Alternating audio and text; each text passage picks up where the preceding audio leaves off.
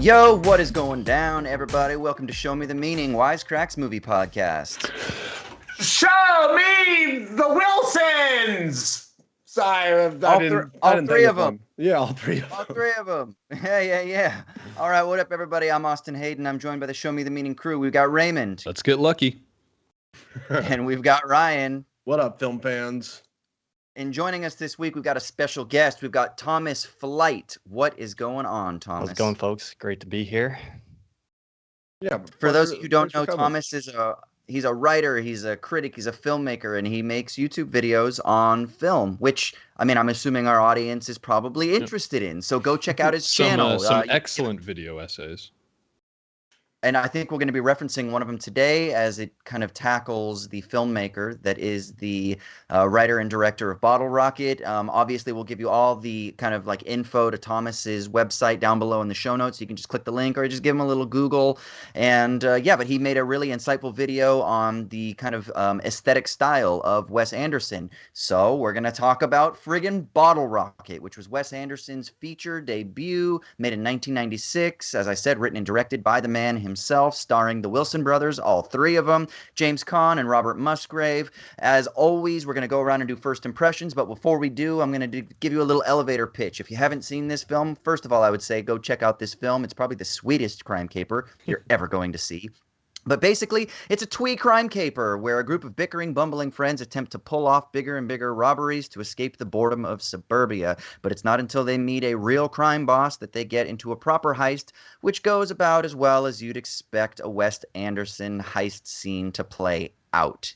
So, let's go around and do first impressions. What was it like the first time you saw this? What's it been like on repeated viewings? What's it been like, or what was it like the most recent time you revisited it? Let's start with Thomas, since this was your selection.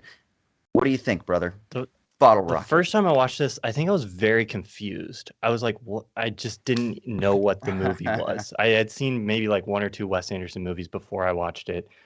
So I kind of knew what his thing was, but I was just like, incredibly intrigued by these characters who were like into petty crime in the most serious way imaginable. Like they're min-maxing the productivity of their petty crime and doing it terribly. And that I was sold. I was in. I was hooked, but like I didn't really know what was going on. Since then, it's been one of my favorites. I've watched it a ton of times, and every time I come back to it, there's just like there's a lot of little things like the humor. Is very, there's a lot of lines that like I only think I really got how funny they were maybe like the third time I had watched them. And so yeah, it's aged well as I've gone back to it over the last decade, like, you know, repeatedly. So it's always a fun movie to go back to. Cool. So why did you choose this one as the one to kind of work through of Wes Anderson's films, if there were any of them? Why this one? Is one of my favorite directors. I've done a lot of stuff about his work in particular. And one of the things that I find interesting about Wes is he's such a unique director. There's so many different things about his work that you could talk about. But especially in the YouTube, the visual like discourse about his work, it tends to focus specifically on his aesthetics for good reason. You know, that's a huge part of what sets him apart. But I think there's a lot of elements of his filmmaking that are really unique just in how he creates characters and the dialogue. And so Bottle Rocket is the closest thing we have to just like a Wes Anderson movie that's just normal. There's like one wet pan in the whole thing. So, you know, we get to see kind of like what is Wes Anderson with all those things we've now come to know him for stripped away. And so I think it's a really cool avenue by which to examine like this very unique filmmaker at his roots, still very unique, but maybe not in the way that gets emphasized now. Yeah, he's almost in some ways trapped by his own success because he's really developed this very specific aesthetic style. And so a lot of people think of him as being concerned with form as opposed to content or style over substance.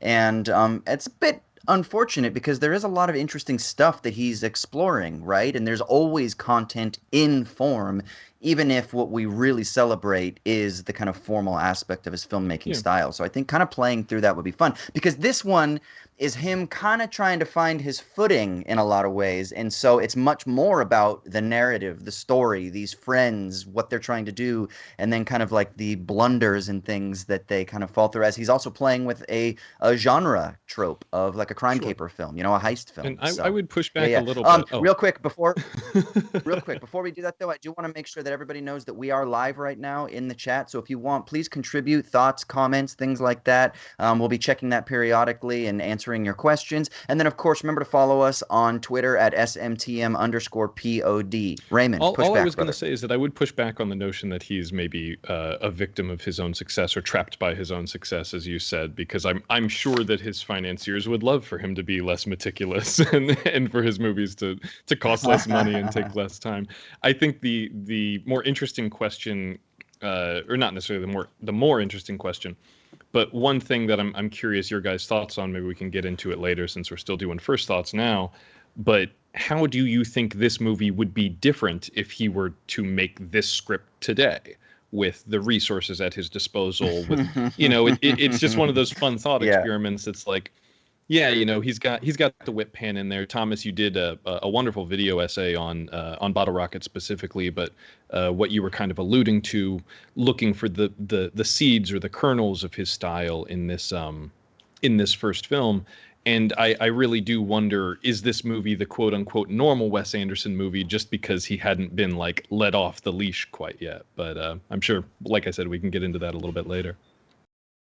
Absolutely. Awesome. Okay, well, let's go back to the kind of first impressions thing. Ryan, what do you think, man? So this is the second time I saw it.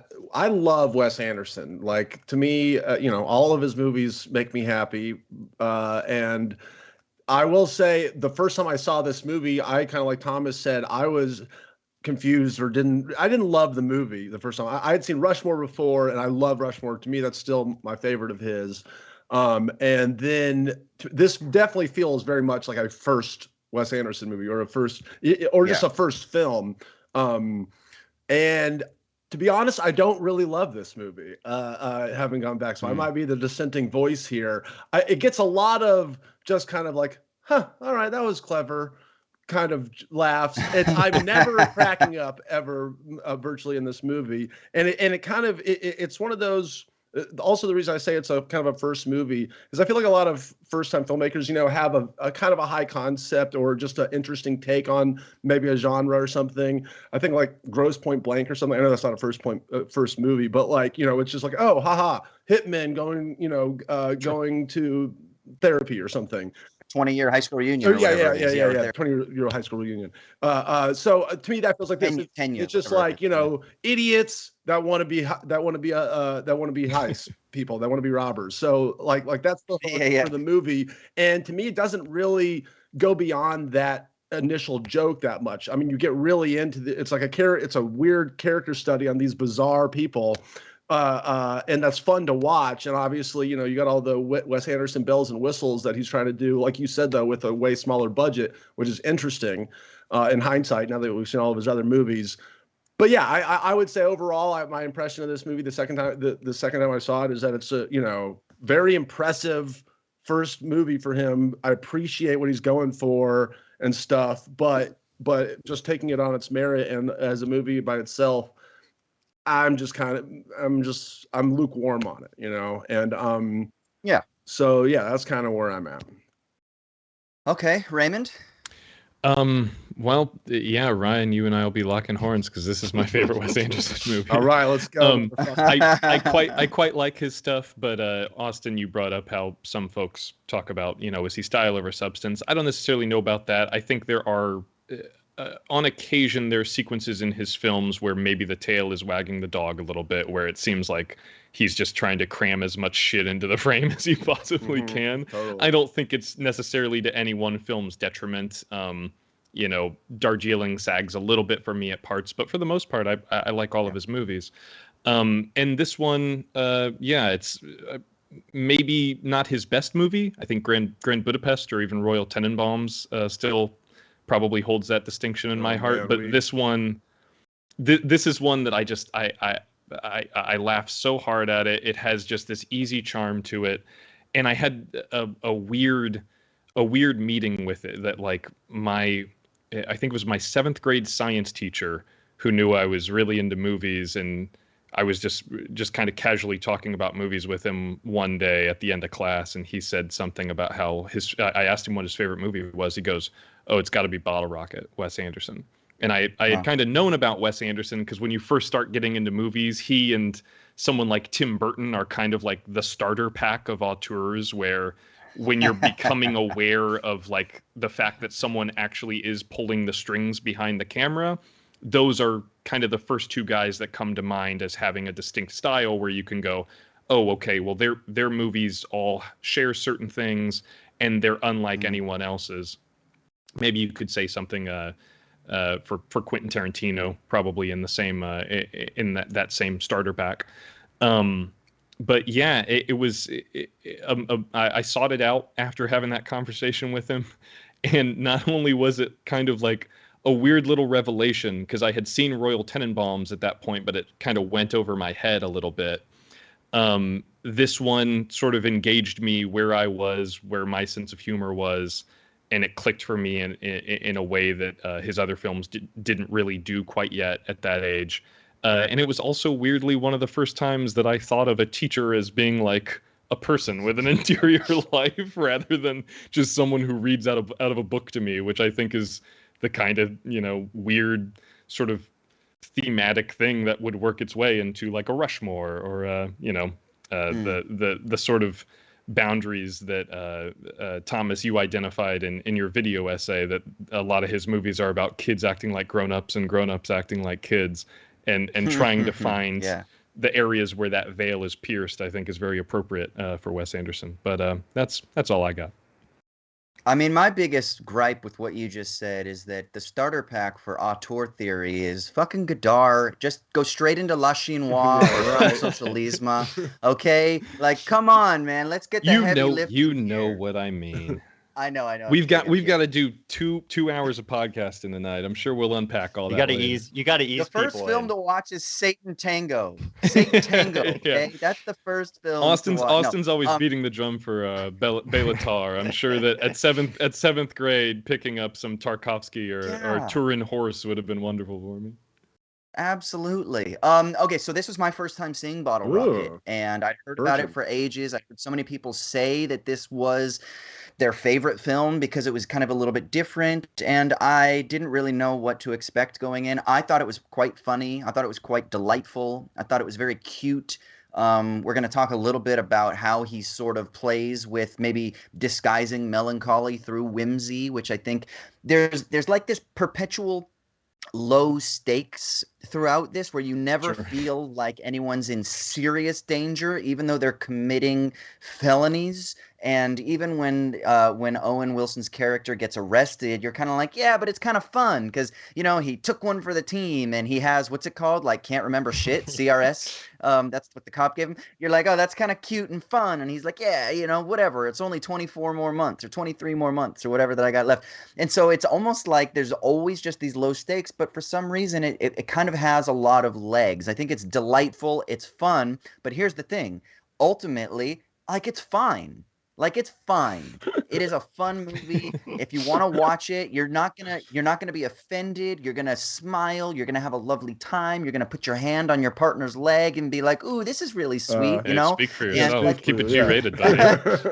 Yeah. But no, but that's why I said on the leg, and it's gonna be like just a real sweet, like, hand holding kind of cute little, like, oh, let's go have some cotton candy after this and talk about how lovely the stars look tonight kind of date night movie. And I think that's fucking fine, but I don't love this. Like, it didn't live up to the hype that I think I built up in my own mind. Maybe I was expecting to see a little bit more edge. Like, I'm a huge fan of The Life Aquatic. I'm a huge fan of Grand Budapest Hotel, and I was kind of hoping for a little bit more quirk. And that's okay. That was just my fault, maybe kind of projecting that into it. But it was fine. It was enjoyable. And so I think there's interesting things that we can talk about. But yeah, that was kind of like my first impression on it. But of course, before we start peeling things apart, we got to pay the bills. So. All right, but before we continue, we got to give a shout out to our sponsor for this week's episode, Storyblocks. Look, Storyblocks is the complete stock solution, providing an unlimited library of over 1 million plus royalty-free, high-quality video, audio, and images through cost-effective subscription plans. It's the sickest content library out there. I use it all the time in my own work. Wisecrack, we use it all the time in our big ol' work on our channel.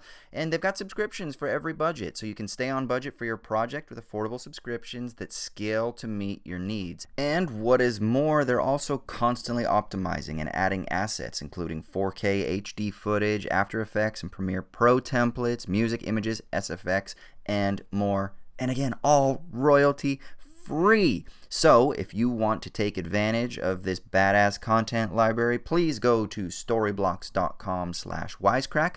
That's storyblocks.com/wisecrack, and you can learn all about what they've got to offer. Once again, storyblocks.com/wisecrack, or you can click the link down below. All right, now back to the show.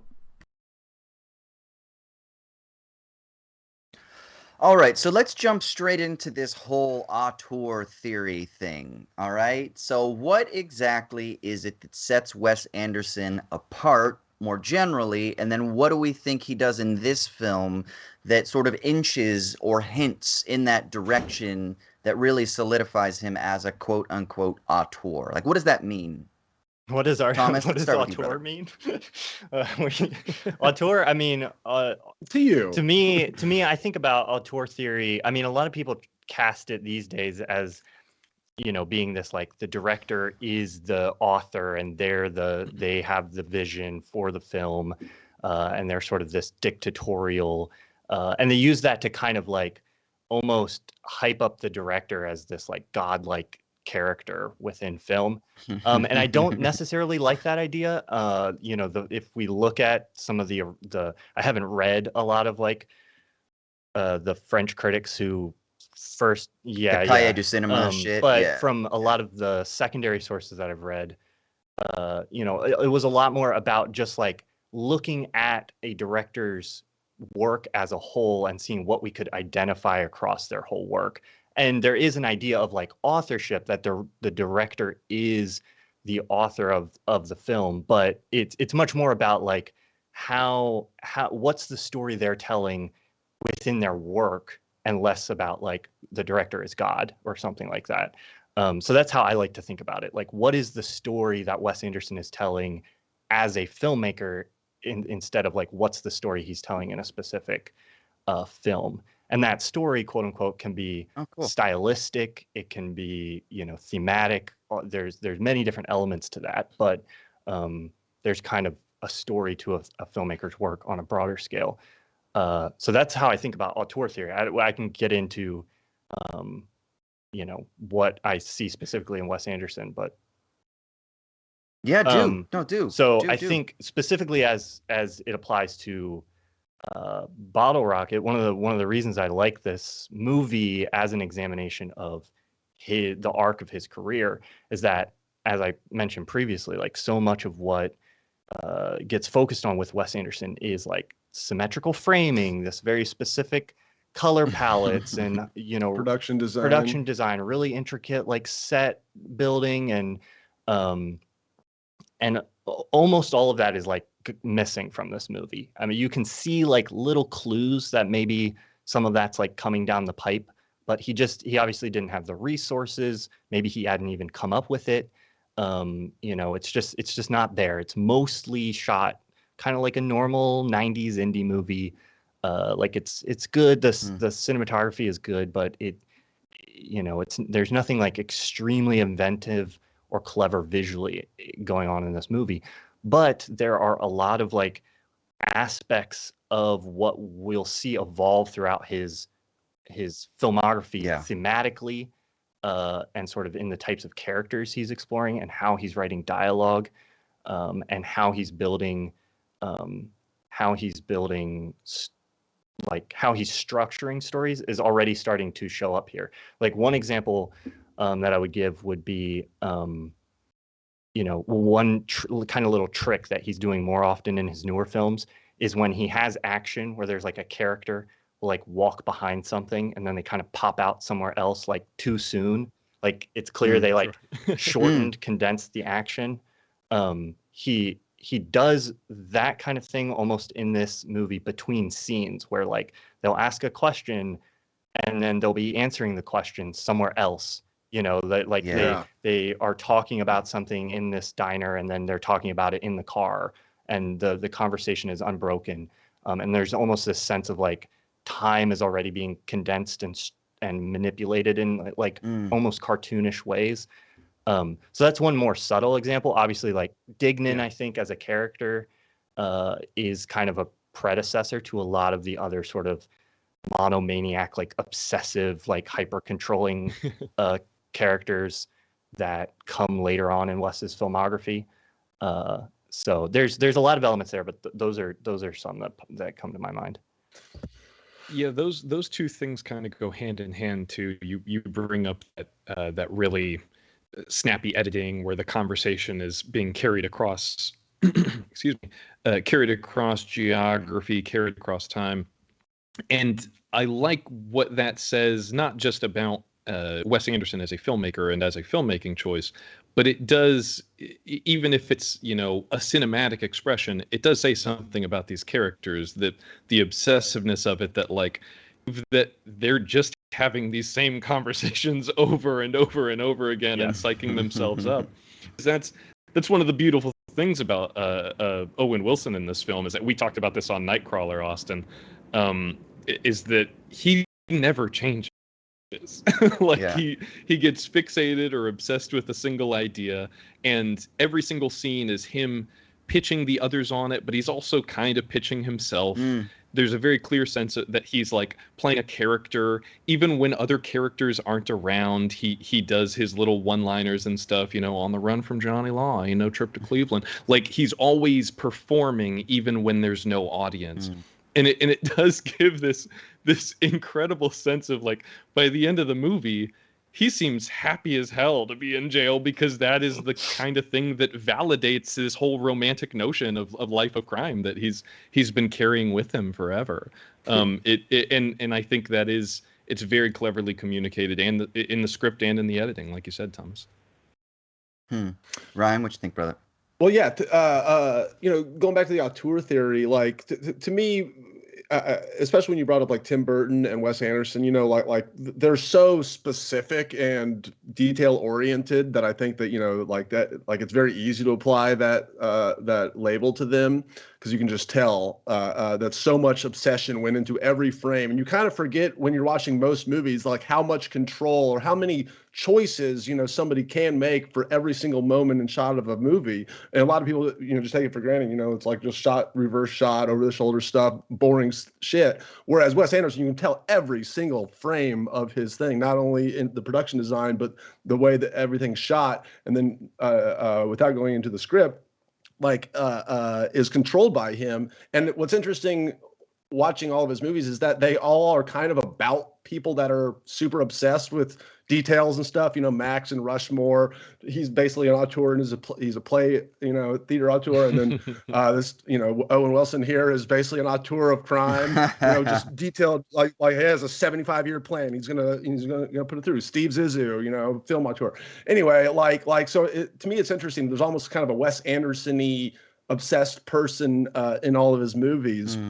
And one thing I like about this film, you know, you were talking about how a lot of the stuff that you know about his movies is kind of stripped away, and I can see that. To me, the most Wes Anderson scene in the movie is the beginning in the diner with all the shit written on the pieces of paper. You know, that looks very much like a lot of stuff we see in Tenenbaums and Rushmore. Just this kind of very homemade aspect that's like very intricate. But I like. To me, Wes Anderson's hitting on all cylinders the most when it's his weird ass production design style and all of his bizarre choices, but actually telling like a true hero's journey story that feels contained and beginning to end. Because you know, the different strokes for different folks, Raymond, but like to me, Grand Budapest, I don't like that movie because it feels so. It's his style to the extreme. It's so Wes Anderson-y in the production design and everything else. But it to me, it's like it's all of that in with and then the story is secondary, right? Where and then I feel like I haven't seen French Dispatch yet, but that's kind of what I get the impression of that movie is like a bunch of vignettes kind of thing.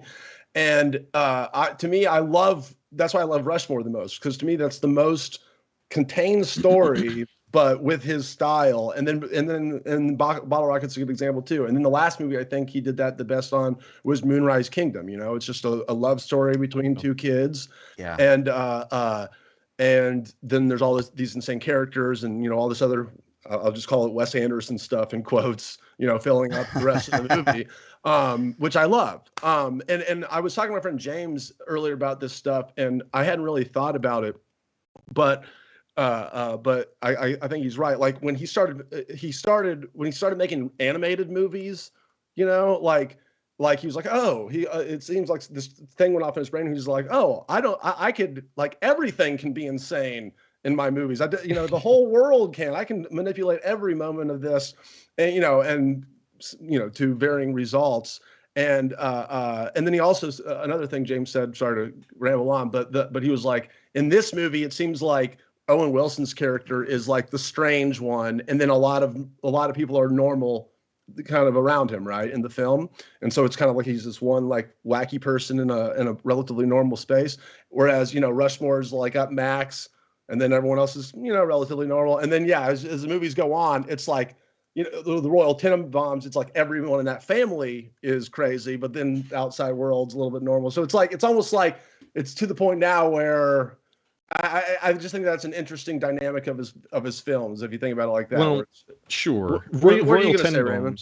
Oh, I was just going to say, I agree with you that dysfunction kind of becomes contagious in a lot of his movies, but I think one of the things he's so great at, like when his scripts are really clicking, is figuring out a way to make a straight man, like I would argue that in Royal Tenenbaums, Gene Hackman is kind of the most grounded character in the film, but he's still such a miserable old bastard that like he still makes sense within the style or the rhythm, the frequency of the movie, however you want to define it. Sure. And I do think that he's at his best in those early films, those first three, where it seems like there's obviously in Rushmore and Tenenbaums, he gets more and more into his style and stuff like that. But there's still a very clear sense of what's grounding them. Like I said, I like a lot of his other movies, but I think that first three is kind of unimpeachable, at least for me. For sure. What do we think? So one way of thinking, I guess, or maybe we'll say one aspect of looking at formal aesthetics is as a container in which the content is enabled to move, right? So when we look at his specific aesthetic choices, even in their kind of germinal stage in a film like Bottle Rocket, what is he doing? Like, what is the frame that he's setting, or what are the structures that he's setting in dialogue, in set design, in costuming, in the entire mise-en-scène? What are the structures that he's setting up to show or to highlight or to open an aperture onto certain aspects of the human experience?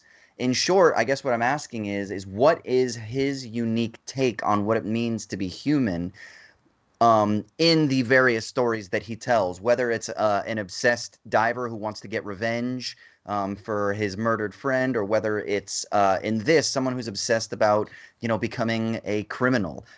Is it that he is highlighting, you know, kind of middle class suburban malaise? Is it that he is exploring with the kind of madness that it takes to be someone who accomplishes anything? And maybe it's sort of like autobiographical in some ways, because he kind of sees himself as a master tinkerer who is obsessed, you know? Like what is the aperture that is opened onto humanity that is particular to Wes Anderson? And then, of course, this film most notably. Tell us, Thomas. So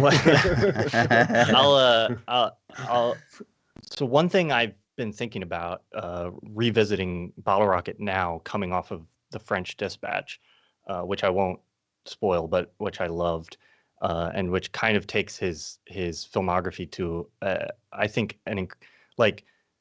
I'm with you guys to some extent in that there's a certain trajectory of like complexity in Wes Anderson films that almost begins to override some of the story in a certain way and makes things a little bit less emotionally accessible at times. When I first saw the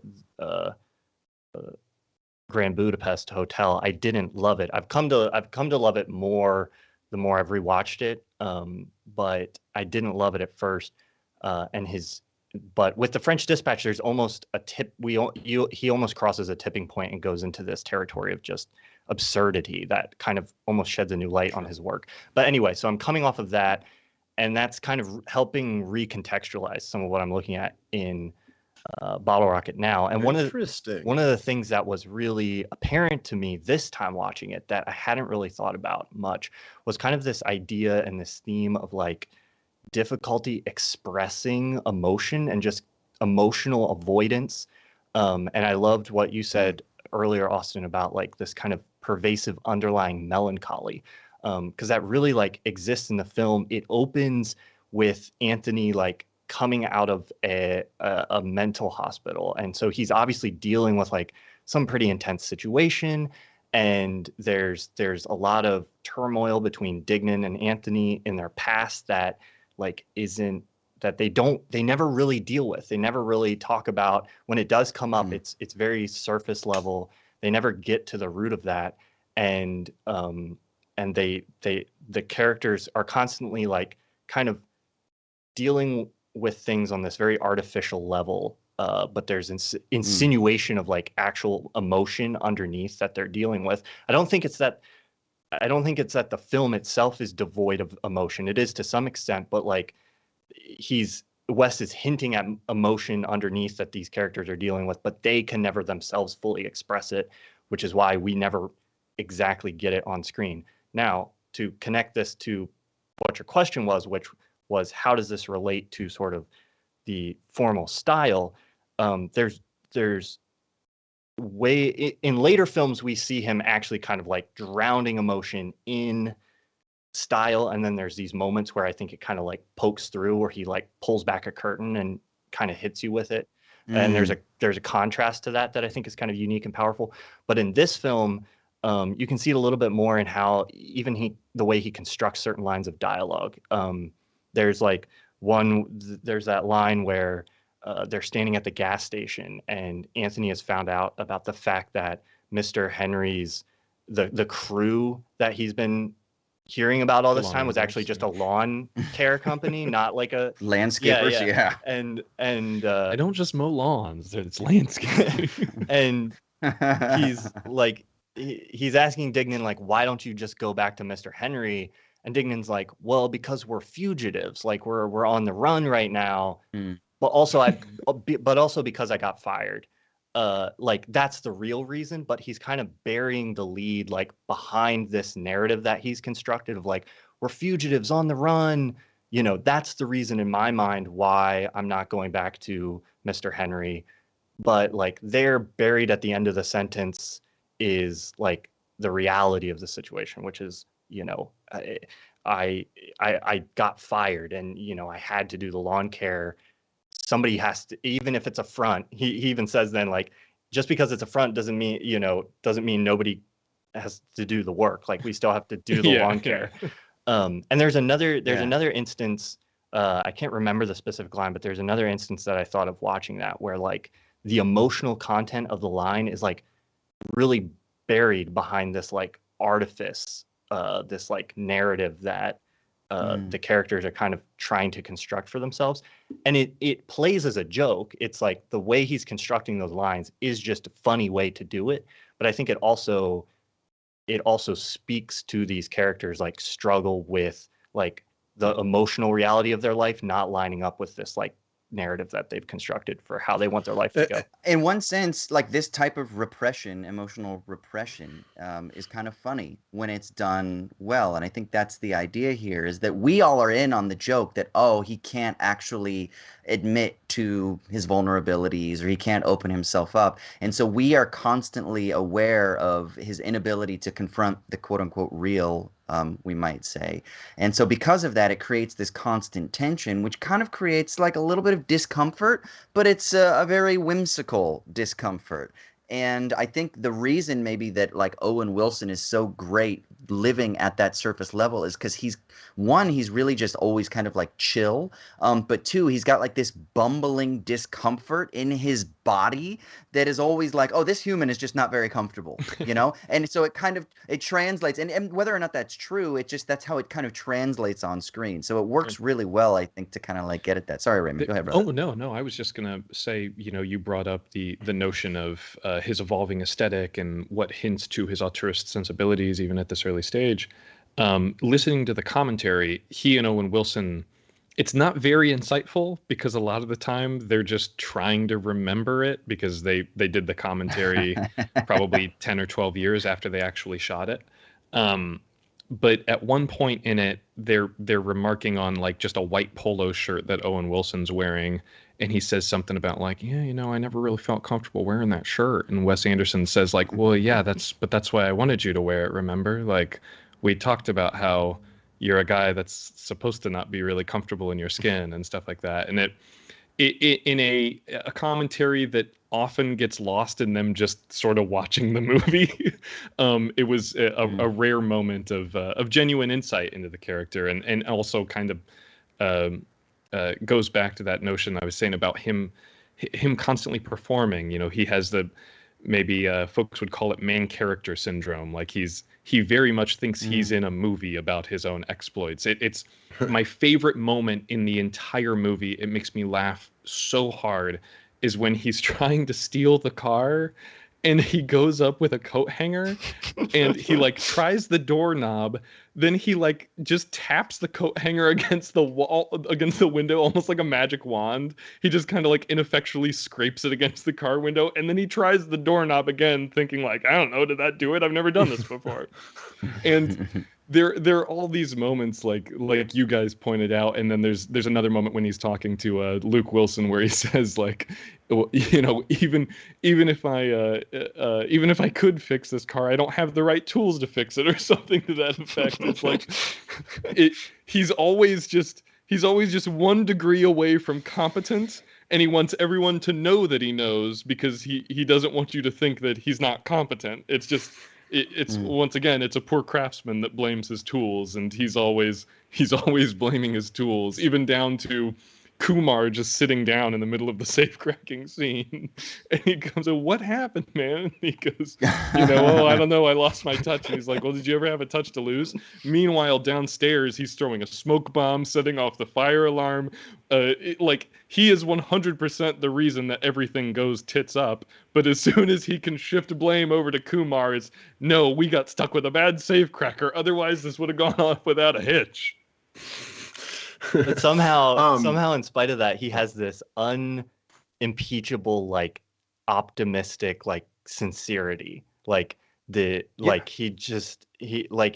mentioned earlier, Austin, I think even in jail, he's just like, he's just happy to be there. It's like he's never fazed by any of this going wrong, which Well, it's because he's fulfilling the fantasy of being a criminal. Yeah. And being in jail is the payoff and the reward, because now you get a little bit more street cred. So just imagine how obnoxious he's going to be when he gets out. The real about deal how now. he's going to 24 months. Yeah, when I was in the pen, and it is that thing when he runs back into Hinckley cold storage and he goes, "They'll never catch me because I'm fucking innocent." Yeah. And it is just that notion that there is this really like you said, Thomas, there is a beautiful innocence to him. There's a naivete, and it's kind of a character that can't lose, because either they pull off the heist of a lifetime in his mind and they return to Mr. Henry as conquering heroes, or he goes to jail and confirms what he's been trying to convince everyone all along, that no, I'm the real deal. I'm a hardened criminal, baby. Yeah. The theme that you guys were talking about, just how these characters kind of are, I don't know, emotionally stunted or not able to express themselves, I think obviously is shown quite literally in like Luke Wilson's love affair with this person he can't communicate with at all, right? So it's kind of which I just think is interesting. So He's playing with he's already playing with like using languages in like slightly interesting ways in this movie, where he has just like Spanish that is being translated not with subtitles but with like an actual translator that's like in the movie who's doing dishes in the middle of something else. And that's like a real precursor to stuff he does in like Isle of Dogs by instead of using subtitles, having like actual translators on screen and stuff like that. So that stuff is like kind of setting or planting little seeds, I think, for things that he does a little more fully later on. But yeah, literally unable to, like, she literally can't say I love you to Anthony. We lost Austin there for a second. It looks like he's Austin back. Austin's all right. Welcome back, Austin. You missed a lot. Yeah. To the one of the points you were making, Raymond, the arc of sorry, I don't remember what I was going to say. I had a point that I was going, but then when Austin disappeared, happens to me every episode. Technical difficulties. It'll come back to me. Yeah, it'll come back. Yeah. One of the things I thought that was really cool, if I can just kind of, I don't know if you kind of already wrapped up this discussion, but I love the idea of thinking that, okay, so if the character's emotional depth isn't presented or expressed, or it's inaccessible, I love the idea of thinking of that emotional depth of the author, being Wes Anderson himself, comes out in the aesthetic. I was thinking about that as Thomas was kind of describing, and I don't even know how that would work, but it's almost like the formal philosophical term would be like an act of sublimation, right? Where it's sort of like you take your vital energy and you infuse it into these beautiful landscapes, or libidinal energy or something like that. And I kind of wonder if there's like, and I'm not trying to like eroticize like this really cute twee crime caper thing, but I wonder if there's like this really intense libidinal energy in all of the kind of formal elements of Wes Anderson's output, because the characters don't really get to the depth of their own inner desires, but the fucking sets and the kind of like superficial response to that is very heightened. And so maybe that's the way it comes out. Does that make sense? So rather than like going in or deep, it's like projected out and around. And I think Are you saying Wes Anderson fucks his production designer? And so, oh boy, I think one of the hallmarks of his style that is fully formed in this film that we haven't mentioned is actually his propensity for needle drops. Oh yeah, we should talk about that. And you bringing that up, Austin, made me think of that, because he is someone who quite frequently will, there may be the heights of passion at certain points in this movie when Luke Wilson runs back to Inez. Yeah. But would that have the same effect without, those great needle drops? And that was one of the other things on the commentary that the two of them just constantly are pointing out. It's just they'll just not talk for minutes at a time, and then a song will start playing, and Owen Wilson will go, "Oh, this is a really good song." And then they'll just be quiet for longer so they can listen to it. But I'm curious, because we're his abilities. That's something that really seems like, despite the budget in this, he was able to afford some very emotive soundtrack. I definitely noticed the needle drops watching it this time, and that kind of goes back to my thing about like first, you can tell it's a first time filmmaker or something. Not to say that all needle drops are amateur-y, but it definitely, I'm like, a scene will start, then it'll go into slow motion, and it'll be this amazing song that I love, and I'm like, wow, I love this scene. Or do I just love the clash? Yeah. Like is this Wes Anderson, or he's fucking cheating right now? Like so Thomas, you kind of break down the form a lot and stuff. What's your take on that kind of stuff, where it's like, it almost seems like it's all of the work is being done by the song, very little is being done by the thing, but it kind of works, so you're like, fuck it, this is a music video now. Yeah, I mean, the movie definitely wouldn't be the same if 2000 Man wasn't playing while, he was running back or running from the cops at the end. So like, there's definitely some heavy lifting happening there. I don't know. I mean, yeah, whether or not it's he blew all his he must have blown all his budget on the needle drops and James Caan Jimmy in this Caan. movie. Yeah. Whom we haven't right. talked about yet. James I'm Caan, so wonderful. in the okay film. with this, by the way. I'm okay with needle drops. You know, whatever tools are at the artist's disposal, just fucking use them. You know, Well, I'm cool with that. I don't care. You're fine Even with hearing "Gimme Shelter" in every single Martin Scorsese movie for 6 minutes? do it. Do it. Everyone? I don't I'm- mind. I mean, this comes back to the question of, you know, what constitutes auteurism, and this is something that you sort of touched on in an essay about. Speaking of Scorsese, Thomas did an essay, if you guys haven't seen it, about the sort of cinema versus Marvel kerfuffle that Scorsese always sort of finds himself in the center of. And there was a wonderful clip in that you cited of Greta Gerwig saying that she can't necessarily define what cinema is, but she knows it when she sees it. And I think you could kind of say the same thing about auteurism, that you can, or pornography, you know, we could throw out a literal definition of, you know, it is the sense that the director serves as the author of a film, period, whatever.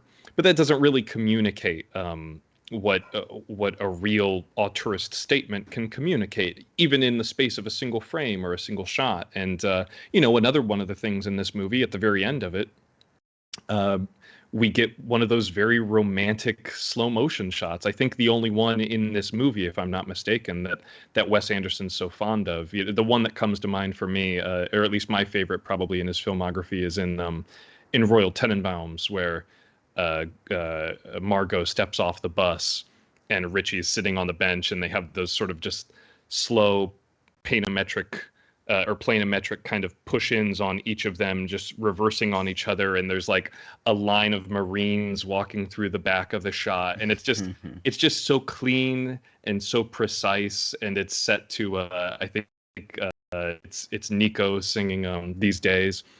But you get a little touch of that with Dignan at the end of this, and I think it is a question of maybe he blew the money on James Caan, maybe he blew the money on the soundtrack.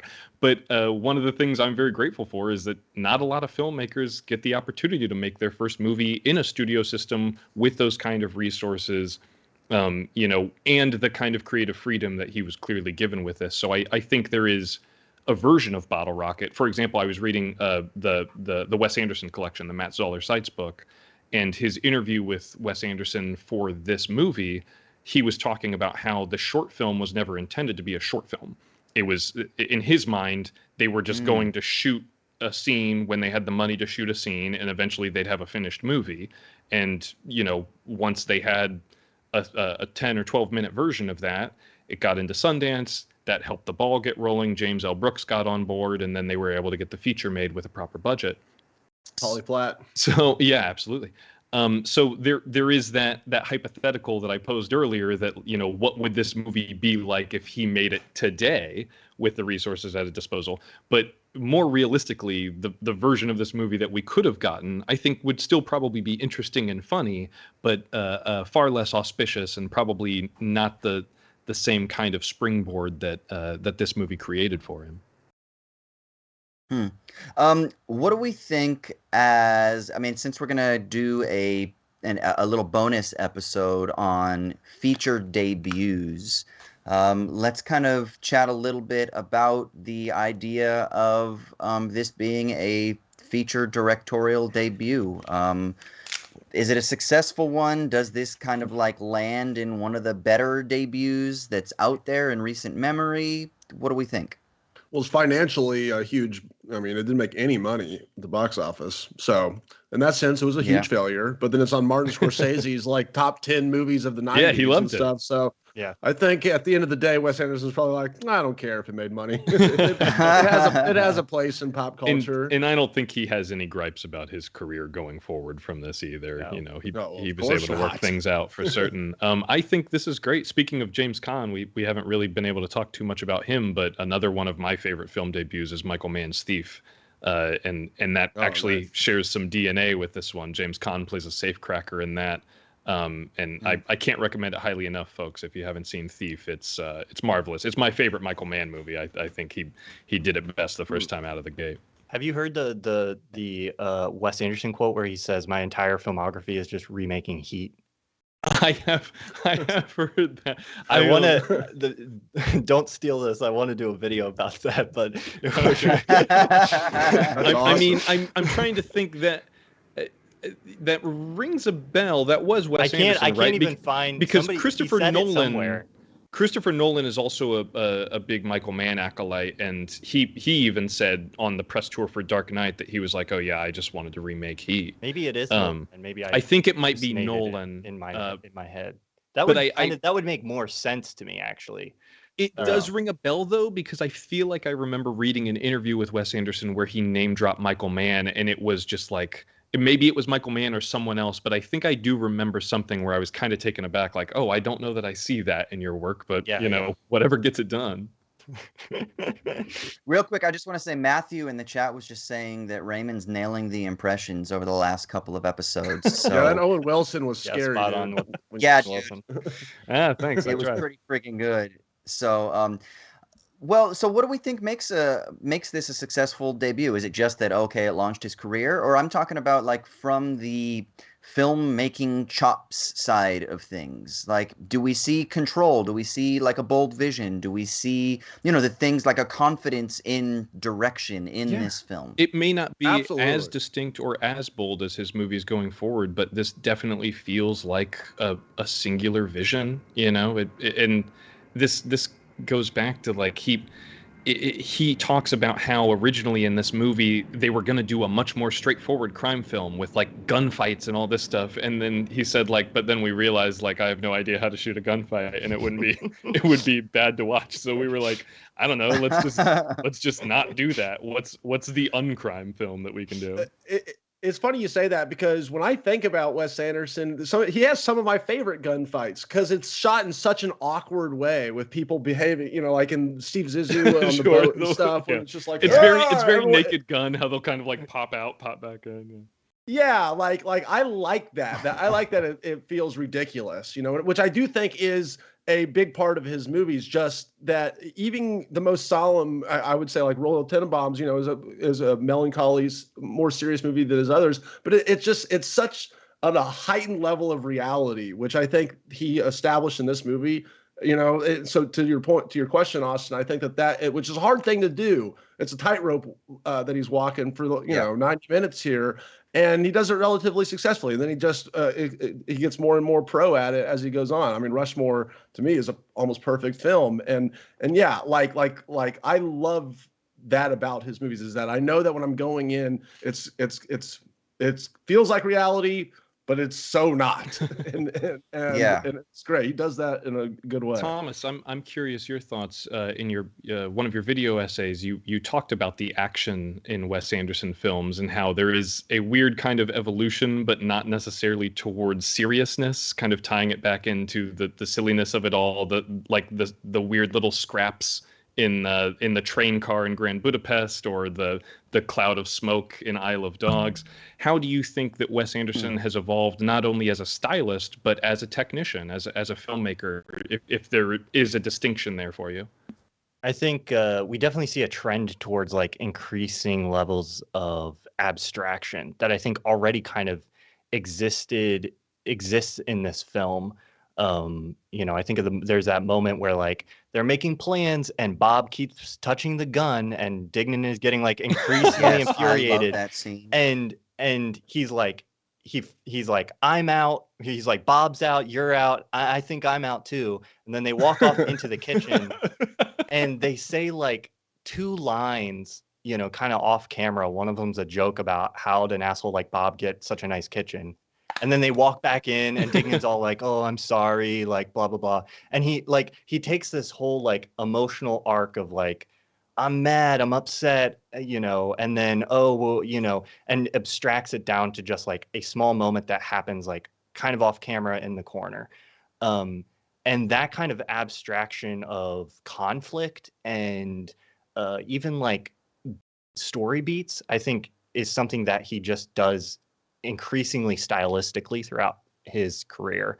So, you know, we see even more and more stylized forms of like, here's a beat that we're expecting to have in this like story. We all know as film goers that like this beat is coming. It has to happen functionally for the like story to progress. And he's kind of discovered the secret that like you can sort of like cheat by just like abstractly like condensing the beat down to the smallest, you know, necessary ingredients and popping that in there and then moving on.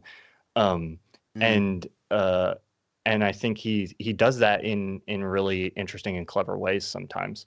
But yeah, I love the evolution of the violence, especially like, you know, as Ryan was saying, everybody popping out. Like the French Dispatch has one of his best gunfights so far, which is just more random firing, you know, into everybody just stands and shoots at each other at once.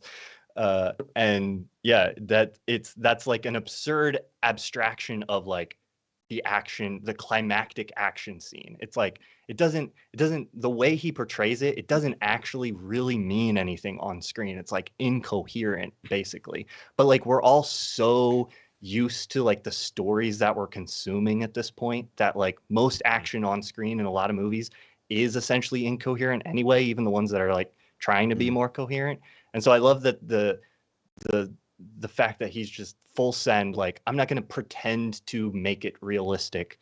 I'm just going to fully lean into the abstraction and the fact that like, this is a story I'm telling you, like this is the part where they come out with guns and they shoot at each other. And then, and then the story moves on, you know, and maybe like somebody got hurt, but usually probably nobody, you know, none of the main characters got hurt. Yeah. No one really gets hurt and no one really gets mad. People just get a little bit injured or a little bit annoyed, and it's kind of it's always very their cutesy. Feelings get hurt. Yeah, exactly. And that's definitely something that elevates the humor in this. I don't know if all of you have seen the short film. I think it's on YouTube. I highly recommend if you're listening to this, check it out.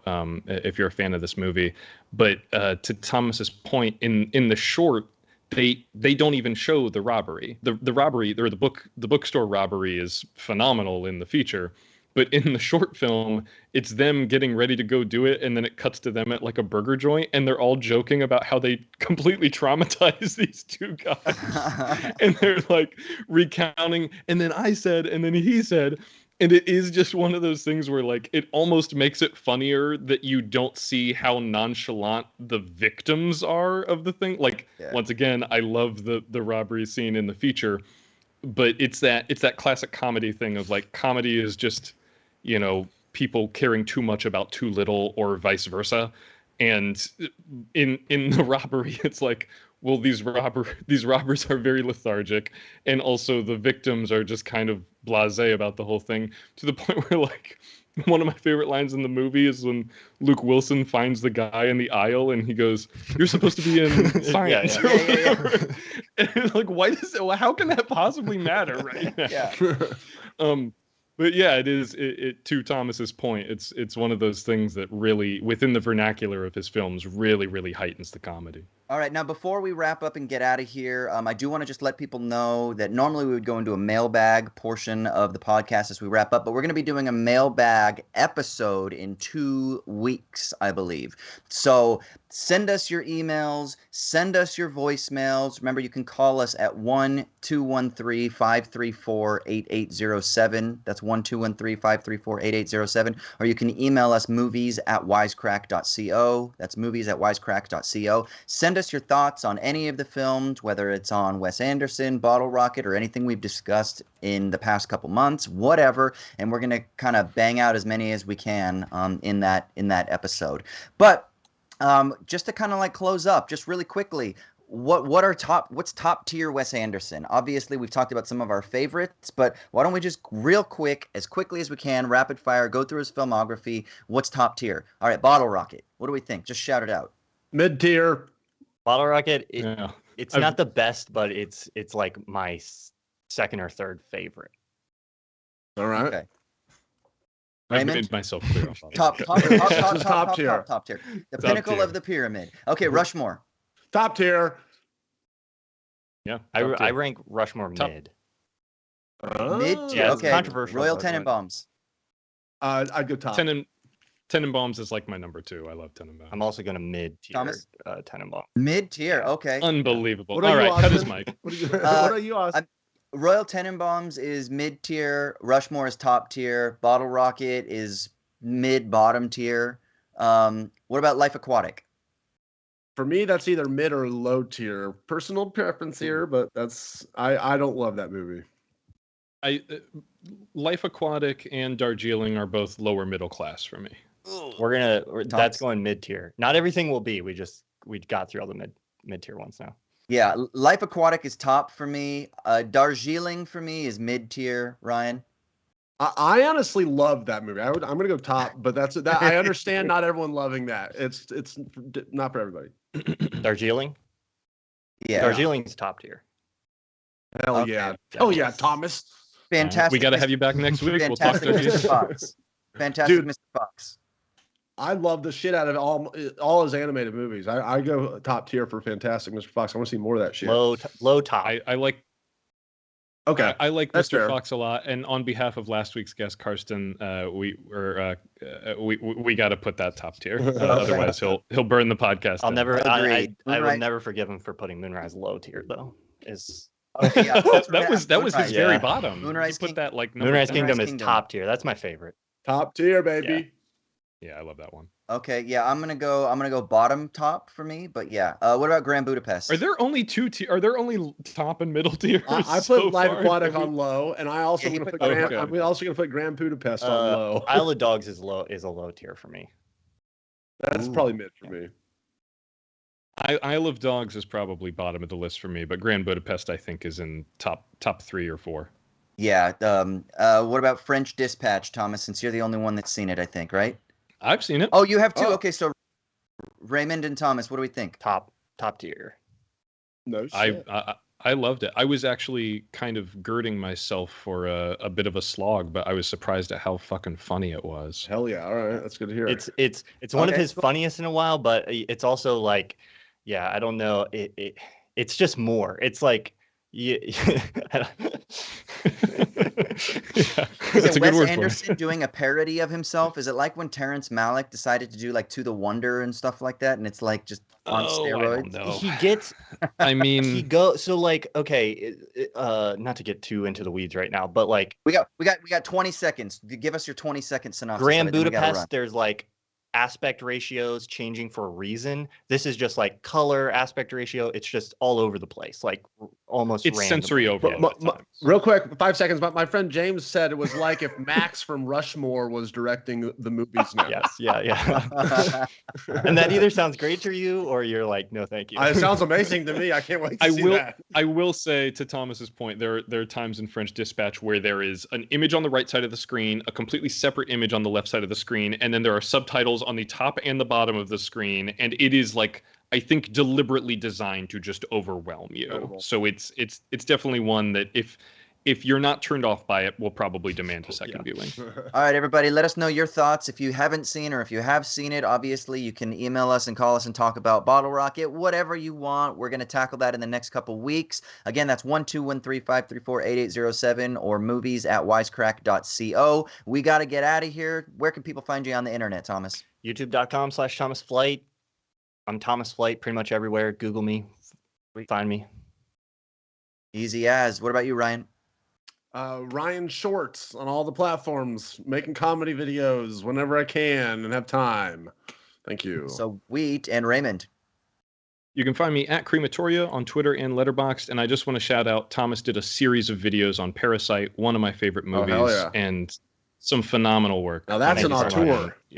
Yeah, every single one of those essays peels apart the movie in a totally different, a totally new way, a totally new perspective. And if you haven't seen Thomas's videos, it's a great place to start. I highly recommend those Parasite vids. Amazing. And I'm Austin Hayden. You can find me on Twitter, Insta, all that stuff. And I saw Titan last night at the Sydney Film Festival, and I'm really Hell yeah. disappointed that I didn't get to talk about it on this podcast because I have fucking thoughts. That movie. So please Well, email come on, the movie next hits hard. Come on the next episode of Talking Titan. Let's We've been do doing it. it for the past 25 weeks now. And then Talking to Ton? email us about Yeah. Titan, and I will Michael Let's do it. Let's just fucking talk Michael about and this I movie have the rest of the year. Titan Okay. was transcendent. Yeah. We got to It was get out of phenomenal. here. Our weekly Ryan, Titan podcast. send us out of here, brother. Goodbye from Hollywood, California. This has been